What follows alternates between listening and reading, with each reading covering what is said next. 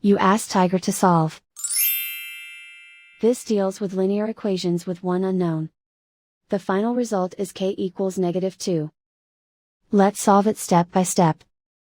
Simplify the expression. Simplify the arithmetic.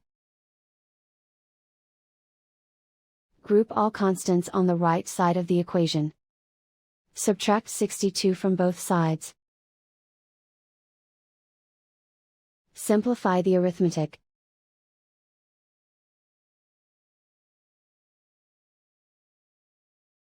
Isolate the k.